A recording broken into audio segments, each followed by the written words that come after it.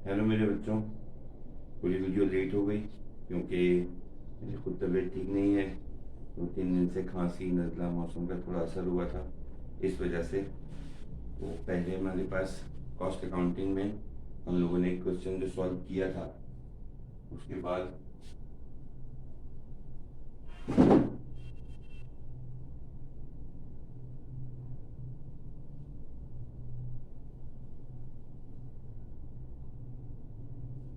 अभी ये जो चीज़ मैं रब कर रहा हूँ, ये कॉस्ट अकाउंटिंग में हमारे पास एक टॉपिक है जिसे हम लोग कहते हैं प्रोसेस कॉस्टिंग।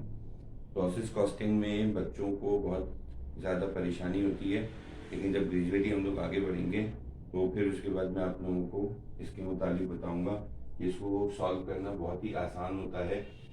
लोग ना सही तरीके से पढ़ते हैं ना पढ़ाते हैं, बिला वजह का एक हवा बनाया हुआ है, कुछ भी नहीं है। बड़े आराम से इसको देखिएगा, आप लोगों को खुद आइडिया होगा कि प्रोसेस कॉस्टिंग के मुतालिक भी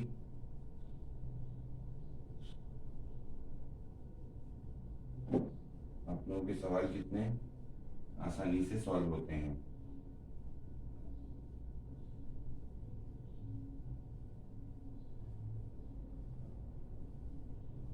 अपनी लास्ट क्लास में हम लोगों ने एक सवाल सॉल्व किया था कि जिसमें हम लोगों ने cost of goods manufactured statement बनाई थी। दूसरा सवाल जो मैंने आप लोगों को डाउनलोड करके बताया था कि मेरे कमेंट सेक्शन में या उसमें कहीं मौजूद है, तो उसके अंदर देखिएगा। अच्छा, अब ये सवाल हमारे पास है। लास्ट क्वेश्चन के अंदर उसने फैक्ट्री ओवरहेड का एक अमाउंट हमें दिया हुआ था, इस वजह से हमने डायरेक्ट उसको पुट कर दिया। अब जो दूसरा सवाल हम लोग सॉल्व कर रहे हैं, उस सवाल को देखिए हम लोग किस तरीके से सॉल्व करते हैं। ये हमारे पास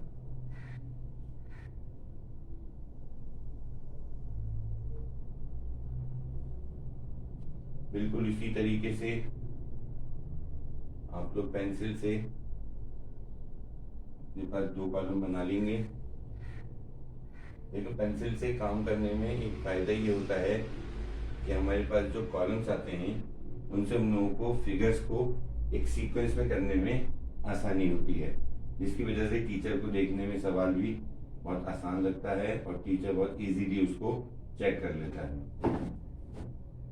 ये हम बनाने जा रहे हैं cost of goods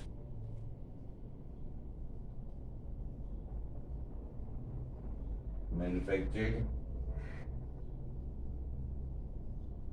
statement. Last class में हम लोग डिस्कस कर चुके हैं cost of goods manufactured statement हमारे पास स्टार्ट होती है रॉ मटेरियल से। तो इसके अंदर भी हमारे पास ऐसा ही है। ये हमारे पास आया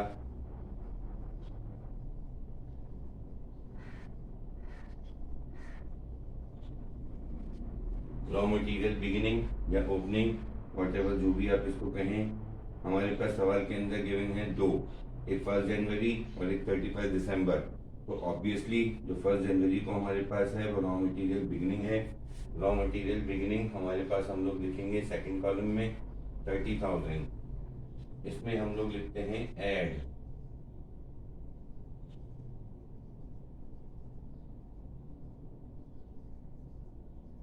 रॉ मटेरियल परचेज।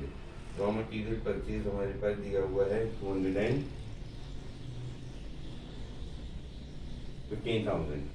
अब इस 215,000 के अंदर अगर हम लोग, अच्छा एक बात और ध्यान से याद रखिएगा, क्वेश्चन को हमेशा एक नज़र पूरा पढ़ना है।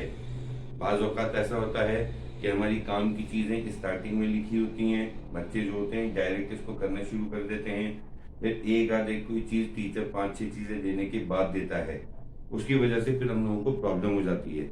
या तो उसको काटिए या मिटाइए या दोबारा से बनाइए, तो उसमें टाइम वेस्ट होता है। पेपर में हमारे पास इतना टाइम नहीं होता है। तो इसी सीक्वेंस पे जब हम लोग आकर देखेंगे तो हमारे पास एक वैल्यू लिखी हुई है जिसे लिखा हुआ है फ्रेट इनवर्ड। फ्रेट इनवर्ड शायद लास्ट क्लास में भी मैंने बताया हो, एक मतलब फिर बता दूं। Freight inward, carriage inward, transportation, cartage, एक ही चीज़ के मुख्तलिफ नाम हैं।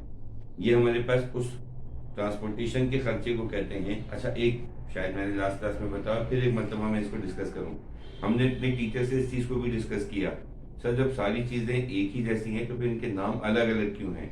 तो उन्होंने हमें बताया कि जब पुराने ज़माने में बैलगाड़ी, गधा गाड़ी, ऊँट गाड़ी, इन पे सामान की डिलीवरी होती थी तो उसको कहा जाता था कार्टेज, या कुछ बुक्स में इसको कैरिज भी लिखा हुआ है।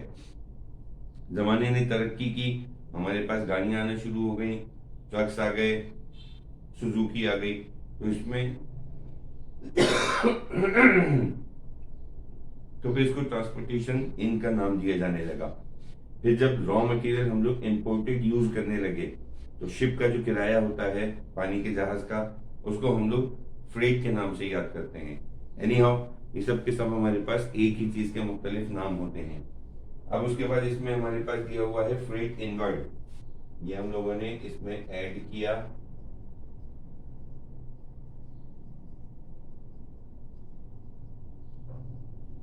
फ्रेट इनवर्ड हमारे पास दिया हुआ है 15,000, इसको हमने ऐड किया, ये हमारे पास आ गया 30,000, जिसको हम लोग कहते हैं delivered cost of raw material purchase, यानी रॉ मटेरियल हमारे गोदाम में पहुंच के हम लोगों को 230,000 का पड़ गया।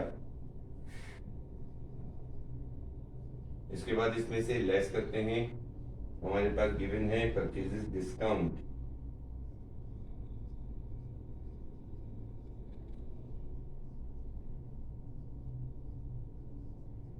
परचेजेस डिस्काउंट हमें सवाल के अंदर गिवन है 10,000।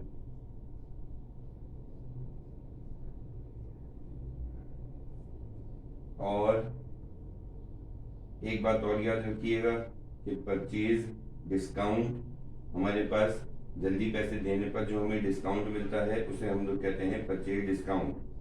अच्छा, इस सवाल के अंदर कहीं पर भी raw material return to supplier given नहीं है, तो जब इसको हम लोगों ने इसमें से लेस किया तो ये हमारे पास 230,000 माइनस 10,000, अब जो वैल्यू आएगी वो रॉ मटेरियल बिगिनिंग के नीचे लिखेंगे 220,000 और इसके सामने लिखेंगे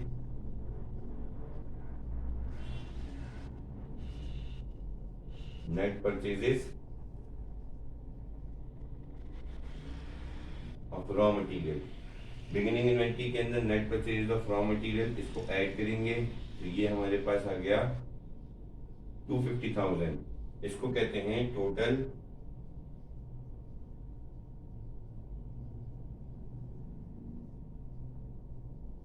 रॉ मटेरियल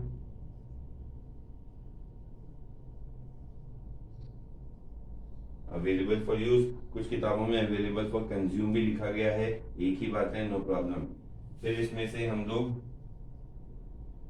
लेस करते हैं,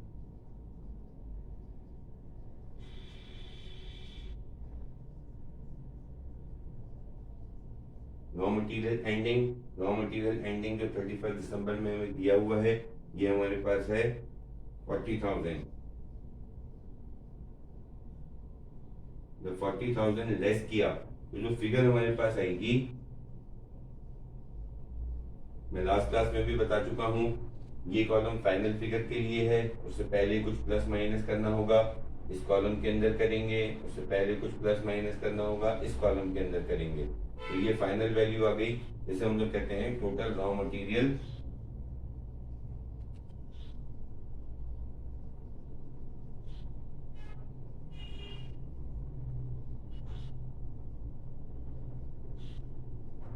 कंज्यूम्ड। दूसरा कंपोनेंट हमारे पास आता है डायरेक्ट लेबर।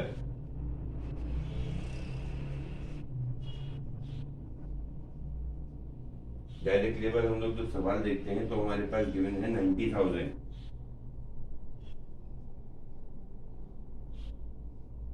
जब 90,000 इसके अंदर प्लस किया ये हमारे पास हो गया 300,000।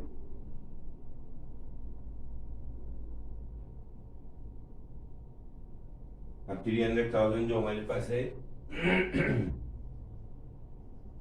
इसे हम लोग कहते हैं प्राइम कॉस्ट। अब प्राइम कॉस्ट के बाद आगे जो काम करना है वो मैं यहाँ कर रहा हूँ। ये हमारे पास आ गई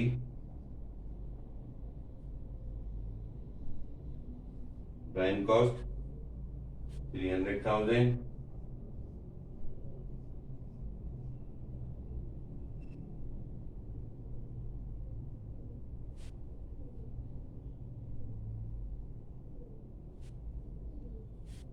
अब इसमें हमें फैक्ट्री ओवरहेड, लास्ट क्लास में हम लोग डिस्कस कर चुके हैं, इनडायरेक्ट मैन्युफैक्चरिंग एक्सपेंसेस को कहते हैं, ये हमें उसने तोड़ के दिया हुआ है। तो लिहाजा अभी हमारी हेडिंग बन जाएगी फैक्ट्री ओवरहेड्स। फैक्ट्री ओवरहेड्स के अंदर हम लोगों ने देखना शुरू किया, बार बार कह रहा हूं, फिर याद रखिए, जो भी खर्चा आपके पास गिवन हो आप उसको देखिए और ये एनालाइज कीजिए कि ये खर्चा हमारे पास कहाँ हुआ होगा।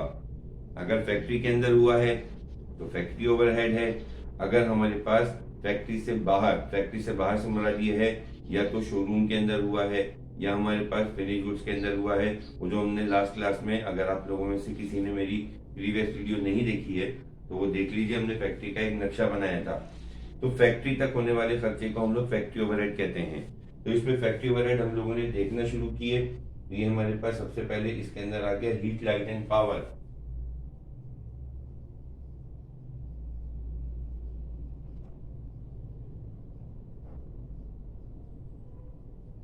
हीट, लाइट एंड पावर हमारे पास गिवन है 30,000। फिर उसके बाद हमने और नीचे देखना शुरू किया factory machine repairs.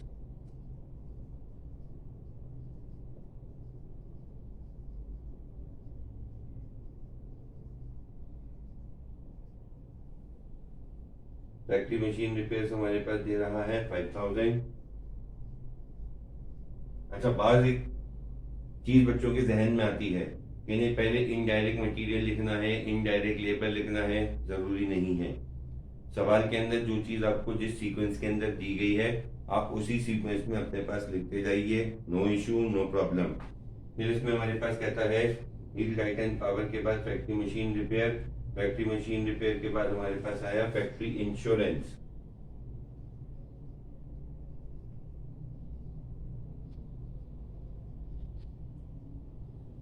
Factory insurance हमारे पास गिवन है 4,000।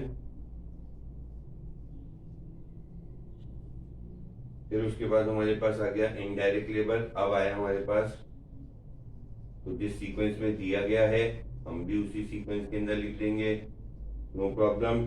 इनडायरेक्ट लेबर हमारे पास गिवन है 10,000।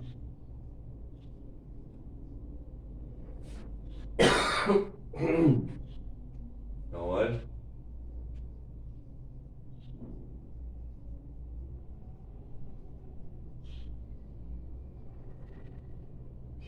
इनडायरेक्ट मटेरियल ये हमारे पास गिवन है 10,000। और इसके अलावा फैक्ट्री ओवरहेड का कोई और आइटम गिवन नहीं है, इन सबको ऐड कर लेंगे। ये हमारे पास आ गया 59,000। इसके आगे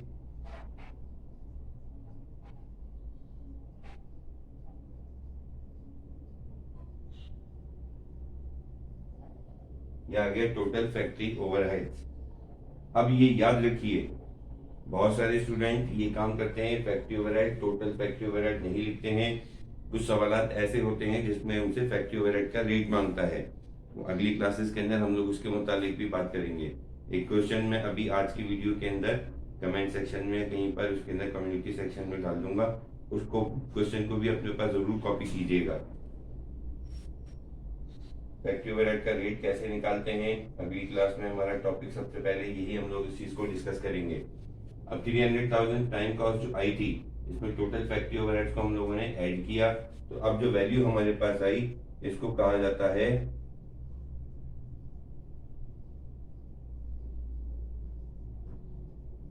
टोटल मैन्युफैक्चरिंग कॉस्ट। अब टोटल मैन्युफैक्चरिंग कॉस्ट के अंदर ऐड करते हैं work in process, beginning, work in process, goods in process, unfinished goods एक ही चीज होते हैं, गुड्स इन प्रोग्रेस भी इसको कहते हैं। तो गुड्स इन प्रोसेस हमारे पास बिगिनिंग गिवन है जनवरी 1 में 50,000। अब ये हमारे पास आ गया 409,000, इसको कहते हैं total work in process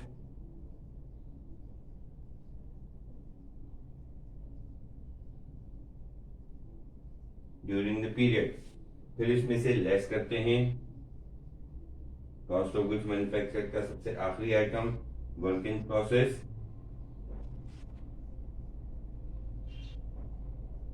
ending, work in process ending हमारे पास गिवन है 75,000।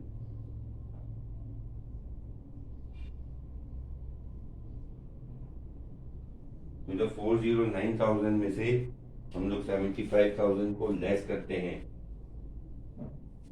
तो हमारे पास फिगर आ गई 409,000 minus 75,000, 334,000।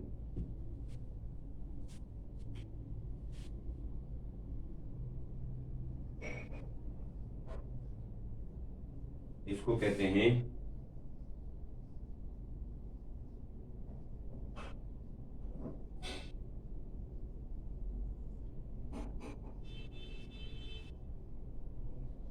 Cost of goods manufactured. तो ये था हमारा आज का सवाल। Cost of goods manufactured statement हम लोगों ने दो तरह से बनाना सीखी। पहले क्वेश्चन में लास्ट वीडियो के अंदर चेक कर लीजिएगा उसको, उसमें हम लोगों ने एक फैक्ट्री ओवरहेड का अमाउंट दिया हुआ था वो हम लोगों ने लिखा और फिर उसके बाद उसको प्लस कर लिया। इस क्वेश्चन के अंदर उसने फैक्ट्री ओवरहेड हमें ब्रेक करके दे दिया। तो जो फैक्ट्री ओवरहेड ब्रेक करके तोड़ के टुकड़ों की शक्ल में हमें देता है, पहले हम लोग उसको एक साथ इकट्ठा करते हैं और फिर उसके बाद हम लोग उसको लिखकर उसके अंदर प्लस करते हैं। ये क्वेश्चन लाजमी, बेहतर ये है सिर्फ वीडियो देखने के ऊपर एंड मत कीजिएगा। बेहतर ये है कि आप इस क्वेश्चन को अपने पास खुद अपने हाथ से लिखिए ताकि आइंदा इन फ्यूचर आपके पास चीजें जो हैं वो ज्यादा बेहतर और आसानी से हो सकती हैं। अब एक क्वेश्चन मैं अपने कमेंट सेक्शन में या कम्युनिटी सेक्शन में मैं उसको अपलोड करूंगा, वो क्वेश्चन भी अपने पास कॉपी करके रखिएगा क्योंकि उस क्वेश्चन के अंदर हम लोग फैक्ट्री ओवरहेड का रेट निकालना सीखेंगे। देखिए सबसे पहले मसला क्या होता है, फैक्ट्री ओवरहेड के मुतालिक मैं इतना क्यों ज्यादा आप लोगों को कंसंट्रेट करने की तरगीब दे रहा हूँ। वजह ये होती है कि हमारे पास अगर फॉर एग्जांपल मैंने एक गारमेंट फैक्ट्री खोली, मुझे पता है कि मेरे पास जो सूट है उसमें कपड़ा कितना लगेगा, सब लोग जानते हैं कि लेबर कितने पैसे लेगी, लेकिन उसके अंदर जो ये छोटे छोटे खर्चे होते हैं फैक्ट्री ओवरहेड के, सारा के सारा झगड़ा इसी का होता है। और इसी वजह से फैक्ट्री ओवरहेड का हम लोग एक रेट कैलकुलेट करके अपने पास रख लेते हैं। उससे फायदा क्या होता है, उससे फायदा ये होता है कि अगर हमें आगे किसी को रेट कोट करके देने हैं कि भाई अपने कोटेशन दीजिए, तो उसके लिए फैक्ट्री ओवरहेड का रेट जो है वो हम लोगों को बहुत ज्यादा हेल्प करता है। तो अगली क्लास में हम लोग फैक्ट्री ओवरहेड के रेट के मुतालिक बात करेंगे कि फैक्ट्री ओवरहेड का रेट किस तरीके से कैलकुलेट किया जाता है, उसकी क्या क्या बेसिस हो सकती हैं सवाल के अंदर, और फिर उसके बाद उसके एक दो क्वेश्चन हम लोग जरूर सॉल्व करेंगे। टिल देन अल्लाह हाफिज। एक बात और भूल गया, अगर कोई प्रॉब्लम है बिल्कुल डरिए मत, परेशान मत होइए। कमेंट सेक्शन के अंदर आपको कोई क्वेश्चन समझ में नहीं आ रहा है, आप कमेंट सेक्शन के अंदर उस क्वेश्चन को अपने पास अपलोड कर दीजिए, कमेंट सेक्शन में बता दीजिए, इंशाल्लाह उस क्वेश्चन को सॉल्व करेंगे। ठीक, अब अल्लाह हाफिज।